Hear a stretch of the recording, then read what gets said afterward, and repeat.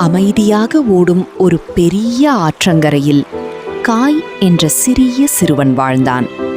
ஒவ்வொரு நாளும் பள்ளி முடிந்த பிறகு அவன் ஆற்றங்கரையிலிருந்த பெரிய மரத்தின் கீழ் அமர்வான்.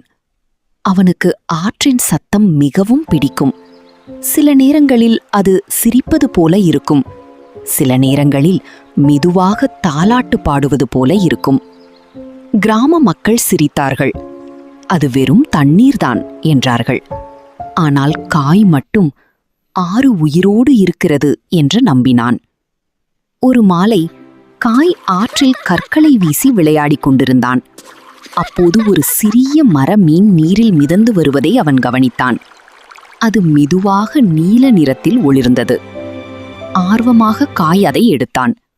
உடனே ஆற்றில் மென்மையான ஒளி பரவியது.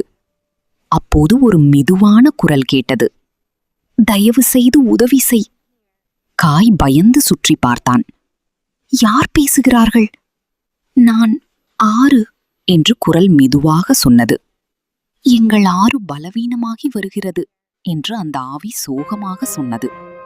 மக்கள் இயற்கையை கவனிக்க மறந்துவிட்டார்கள்.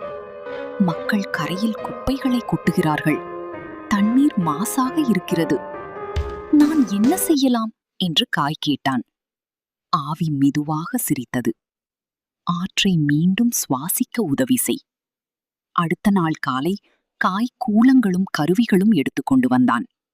அவன் ஆற்றங்கரையை சுத்தம் செய்ய ஆரம்பித்தான். குப்பைகளை அகற்றினான்.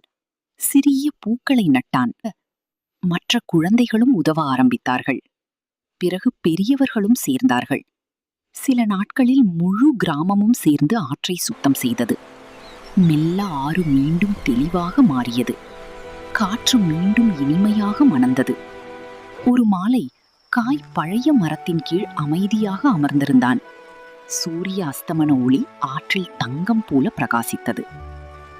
ஆறு இன்னும் அந்த சிறுவனிடம் கதைகள் பேசுகிறது என்று கிராம மக்கள் சொல்வார்கள். கதையின் நன்மை, இயற்கையை நாம் பாதுகாத்தால் அது நம்மையும் பாதுகாக்கும்.